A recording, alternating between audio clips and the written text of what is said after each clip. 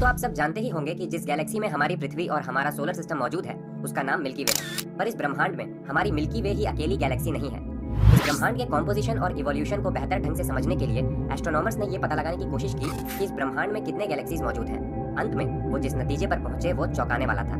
आज की इस वीडियो में हम ये जानेंगे कि इस समय के हमारे ऑब्जर्वेशन और डेटा के आधार पर इस ब्रह्मांड में कितने गैलेक्सीज मौजूद हैं। तो चलिए शुरू करते हैं आज का ये एपिसोड। अंधेरी रात में जब हम आसमान को देखते हैं तो इसमें जितने भी तारे हमें नजर आ रहे होते हैं वो सब के सब हमारी मिल्की वे गैलेक्सी में ही मौजूद होते हैं। इस कारण काफी लंबे समय तक हमें यही लगता था कि इस पूरे ब्रह्मांड में केवल एक ही गैलेक्सी मौजूद है और वो मिल्की वे ही है।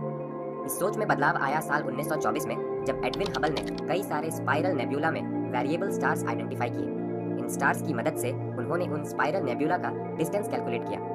अपने ऑब्जर्वेशन के आधार पर वो इस नतीजे पर पहुंचे कि ये स्टार्स मिल्की वे से इतने ज्यादा दूर मौजूद थे कि वो मिल्की वे का हिस्सा तो बिल्कुल नहीं हो सकते थे, यानी कि वो मिल्की वे के बाहर मौजूद किसी और गैलेक्सी का हिस्सा थे।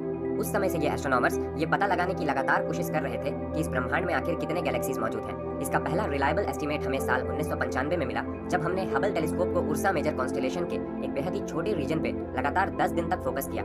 ये फोकस्ड एरिया पूरे अंतरिक्ष का मात्र 24 अरबवां भाग था, पर इसमें भी हमें 3000 नए गैलेक्सीज का पता चला। इस फोटोग्राफ को हबल डीप फील्ड नाम दिया गया। उसी तरह हबल टेलीस्कोप के साल 2003 और 2004 के डेटा के आधार पर फॉर्नेक्स कॉन्स्टेलेशन के एक छोटे से एरिया का जब हमने इमेज कंस्ट्रक्ट किया तो इसमें भी हमें हजारों नए गैलेक्सीज मिले। इस इमेज को हबल अल्ट्रा डीप फील्ड नाम दिया गया। अब इस इमेज के केवल सेंटर पर अगले 10 साल तक फोकस किया गया। इस छोटे से एरिया के 10 साल के डेटा को असेंबल करके जब उसे अल्ट्रा वायलेट, विजिबल और इंफ्रारेड लाइट में ऑब्जर्व किया गया तो पता चला कि यहाँ कम से कम 5500 नए गैलेक्सीज जरूर मौजूद हैं। अंतरिक्ष के एक छोटे से भाग में जब इतने सारे गैलेक्सीज मौजूद हो सकते हैं तो आप अंदाजा लगा सकते हैं कि हमारे पूरे ब्रह्मांड में कितने गैलेक्सीज मौजूद होंगे। साल 2016 में एस्ट्रोनॉमर्स ने एस्टिमेट किया था कि हमारे ब्रह्मांड में कम से कम 2 ट्रिलियन गैलेक्सीज मौजूद होंगे, पर नासा के न्यू होराइजन स्पेस प्रोब के साल 2021 के डेटा के अनुसार अब हमारे पास इसका नया एस्टिमेट है। दरअसल इस समय के डेटा के अनुसार हमारे ब्रह्मांड में लगभग 200 बिलियन गैलेक्सीज मौजूद होने चाहिए। ऑब्वियसली ये मात्र एक एस्टिमेट है, जिसका मतलब ये है कि आने वाले समय में इसमें चेंजेस हो सकते हैं, पर ये नंबर केवल उन गैलेक्सीज का है जो केवल हमारे ऑब्जर्वेबल यूनिवर्स में मौजूद है, यानी कि ये केवल वो गैलेक्सीज हैं जिन्हें हम अपने टेलीस्कोप से आज ऑब्जर्व कर सकते हैं। दूसरे शब्दों में कहूँ तो ये केवल वो गैलेक्सीज हैं जिनका लाइट इस ब्रह्मांड के निर्माण के बाद से हम तक पहुंचा है। चूंकि हमारा ब्रह्मांड लगातार फैल रहा है, इसमें कई सारे ऐसे ऑब्जेक्ट्स भी मौजूद हैं जिनका लाइट ब्रह्मांड के निर्माण के बाद से आज तक न तो हम तक पहुंच सका और न ही कभी पहुंच सकेगा। ऐसे ऑब्जेक्ट्स हमारे ऑब्जर्वेबल यूनिवर्स के रेंज से बाहर मौजूद हैं, इसलिए हम इन्हें न तो कभी देख पाएंगे और न ही इनके बारे में कभी जान पाएंगे। यही कारण है कि हम ये तो जानते हैं कि ऑब्जर्वेबल यूनिवर्स के आगे भी हमारा ब्रह्मांड मौजूद है, पर ये कहाँ तक फैला हुआ है ये ना तो हम जानते हैं और ना ही कभी जान। तो हमने जाना कि करंट एस्टिमेट्स के अनुसार हमारे ऑब्जर्वेबल यूनिवर्स में लगभग 200 बिलियन गैलेक्सीज मौजूद होने चाहिए, पर एस्ट्रोनॉमर्स ने अलग अलग टेलीस्कोप से मिले डेटा के आधार पर यह कंक्लूड किया है कि ये एस्टिमेट इस ऑब्जर्वेबल यूनिवर्स में असल में मौजूद गैलेक्सीज के नंबर से 10 गुना कम हो सकता है।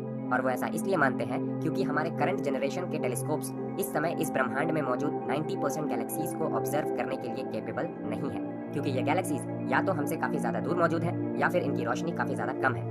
इस लिमिटेशन के कारण एस्ट्रोनॉमर्स इन गैलेक्सीज के एक्सिस्टेंस का अंदाजा केवल मैथमेटिकल कैलकुलेशंस और मॉडल्स के आधार पर लगाते हैं। न्यूली कलेक्टेड डेटा के आधार पर एस्ट्रोनॉमर्स ने यूनिवर्स का सिमुलेशन क्रिएट किया, जिसमें उन्होंने ये पाया कि अर्ली यूनिवर्स में गैलेक्सीज की डेंसिटी आज से 10 गुना ज्यादा रही होगी, पर इनमें से ज्यादातर गैलेक्सीज काफी छोटे और कम चमकीले रहे होंगे और उनका मास हमारी मिल्की वे गैलेक्सी का चक्कर लगाने वाले सैटेलाइट गैलेक्सीज के मास के आसपास रहा होगा।